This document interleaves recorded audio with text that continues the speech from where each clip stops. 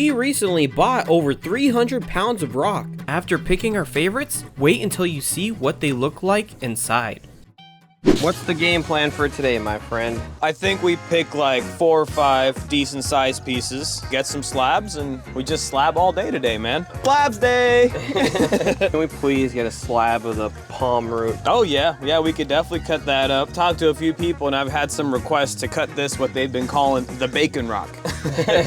They want to cut this up, so I think we might be able to do this one today. Some of these that don't really look too special from the outside. You want to cut like a thunderegg? Yeah. Oh, okay, I'm down, I'm game. Oh, I mean, this is... Ooh, we gotta get a piece of that too. Yeah, I mean, I've been thinking this might be what they call stink water agate. Man, I don't even know though, like maybe cut it from the tail end this way. And here's all the stuff we plan on slabbing today. Oh yeah, I picked out a thunderegg that I think would be kind of cool to cut. I think we should do at least 2 or 3 slices of this just to have some material on hand. Very cool. All right. Alrighty, let her rip. All right, just finished our first cut of the day. Oh, it chipped. I wonder if it's this little pocket here with the little crack in there. Yeah. I wonder if that's where it's kind of chipping off at. Noticeable. Yeah, it's like this little soft spot, it looks like. There you go, boom. That red color is really nice. Nice transparency, you can see through the agate and everything. Looking pretty nice. Into the cat litter. We'll probably cut this one a little bit thicker this time, just to hopefully not have it crack on us. Yeah, exactly. Maybe give it like a 1/4 inch instead of 1/8 of an inch this time. So we just finished cutting up this green stone here, and as you can see, we ran into a little bit of problems.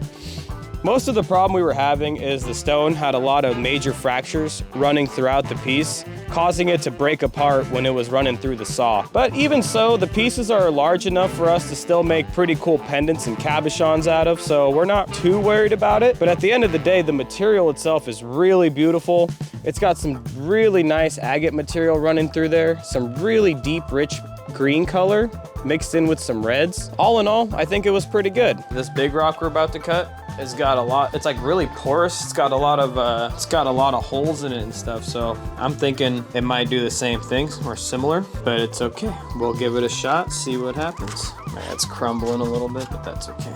You don't want the blade starting with making contact with the stone. All right, all set, ready to go.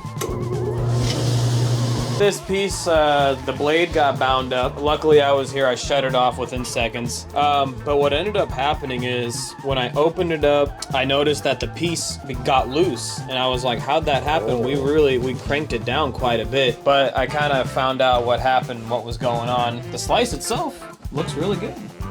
Yeah. Beautiful material, man. Look at this, whoa. It's got like, oh dude. That is some beautiful plume, man. Sheesh. That is actually so good. Yeah, and like some of this agate's like so transparent too. That's super nice. Halfway through, the blade got bound up and I had to restart the cut. And I was trying to figure out what was going on. And then when I grabbed the stone, I noticed it was wobbling. And what happened was the stone started to wobble. It tilted up into the blade like this, and it just bound up the whole system. Well, what ended up happening is the top part of the stone, the little crumbly porous part, yeah, it crumbled as it was cutting, and because of that, it became super loose. Interesting. Yeah, so I ran into that, I repositioned it. Luckily, I was able to realign the blade pretty nice and nice and straight. And now that piece is pretty solid. And since it made it through that whole cut, I'm thinking that this should be able to take another slice without any more issues now that it's more secure. But yeah, really beautiful stuff, man. Right. This came out really, really well. Yeah. No, it looks really good. I think it'll be good for another slice now. Okay. All right, till the next one. All right, got cut number 2 done on the plume agate. Let's see what it looks like. Ooh. Whoa. Dang, look at those structures, man. Luckily, we were able to cut this one without any issues. Everything cut nice and smooth. Let's see what we got here. Wow. Damn, that thing looks so good. I'm surprised the top part didn't just fracture off. Right? It's all in one little piece. Very cool. Super wild, man. Even got a nice little crystal pocket right up there. Look at that. All right, come on. We got to show them in the sunlight. It's such a nice day. You're right. It's such a nice day. Ooh, buddy, look at that. Look at those plumes, baby. That is gorgeous. Nice, dude. I like it. So we finished slicing up this Graveyard Point Oregon Plume Agate. And I gotta say, this has probably been one of my favorite stones to cut in this session. I mean, just look at this material, look at that agatization, the nice swirls, the nice plumes, the dendritic formation. All in all, it's really, really pretty stuff. And you got a nice little split down the middle where half of it's this agate material and the other half is like this fern-like porous material. I haven't worked with it yet, but I think once we start cutting it up, we'll kind of get a feel for how much of this plume we can save into the cabochon or into the pendants and everything. But all in all, this is looking pretty nice. So the next piece up is gonna be this fossilized palm root, or petrified palm root, I should say. Yeah, not too big of a chunk that as we've been cutting, but I mean, this material looks really nice. It's got a couple fractures, so it makes me a little nervous. However, what we're gonna do is we're gonna take one slice off of this face, and then we're gonna do some sample cabochons and pendants and see how they come out, and if they look really good, we'll slice up some more. Stay tuned. Here we go.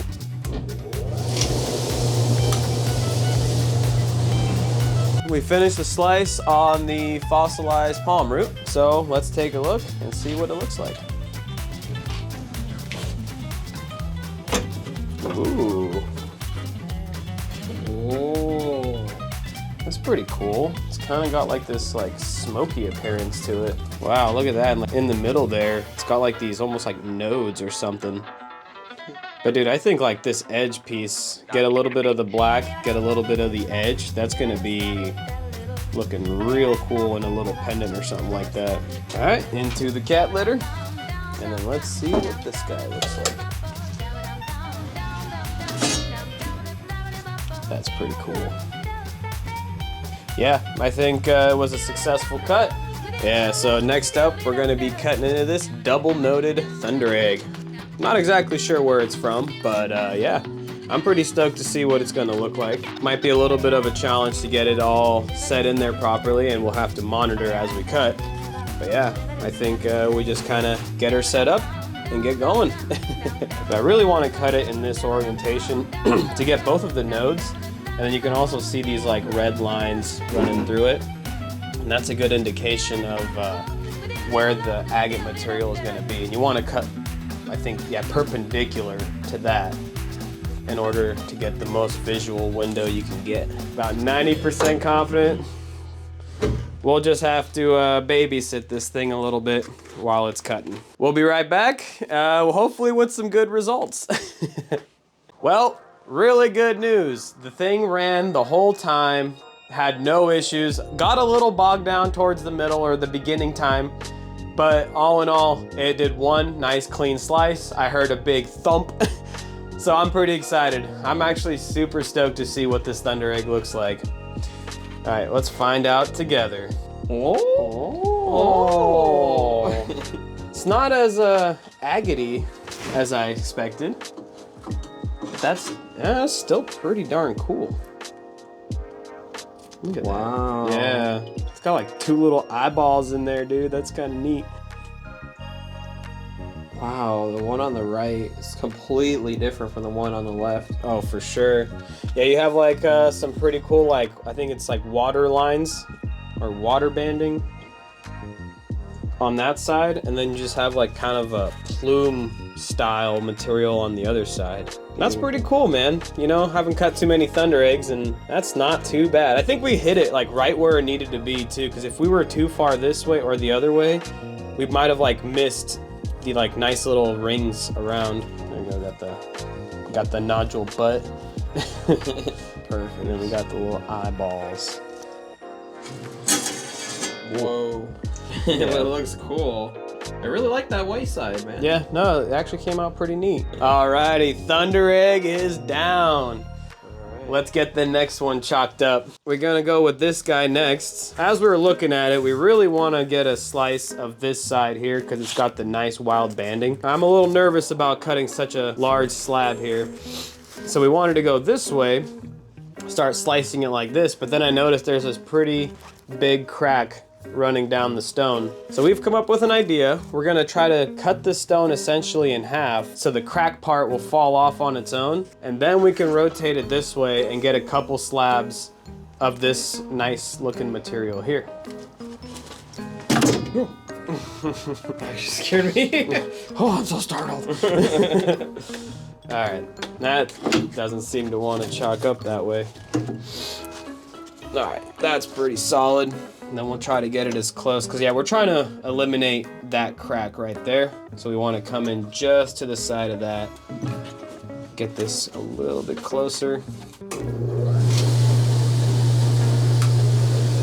And away we go.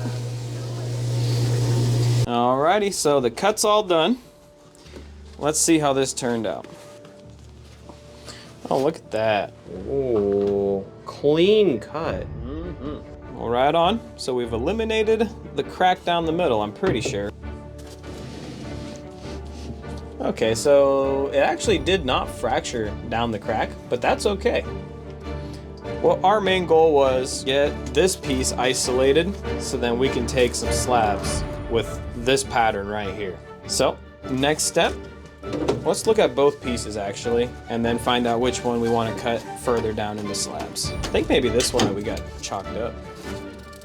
Oh yeah, look at that pattern. Wow, that looks beautiful, right? I think we just set it up this way, do 1 or 2 slices. Oh, and she cracked. It was that crack we were talking about. Wow. That's okay, no big deal. It's over. Let's see if it'll break again. Oh, jeez. Jump scare, bro. You're gonna scare the viewers. Yeah, well, that's the crack that we were talking about, that we were trying to eliminate, and you can see that it just chipped right off, but it looked like it was just the surface material. I think from here on out, it should be good. I'm taking a step back, bro. I don't trust it. This guy. Okay, that's pretty solid. Make sure it's nice and straight. Good luck, everyone. Well, the slice is done, so we should be able to see what the slab looks like. Let's take a look. Oh, dude, that came out really nice. Wow. Look at that. All one solid piece. Beautiful. Dude, it's got some pretty interesting lines in there. Dude, look at that. That is pretty wicked. Rust lines as well, these like yellow-orange lines running through it. But yeah, that's sick. That pattern is really cool. So yeah, I think, we'll do one more slice of this. Yeah, sounds like a good idea.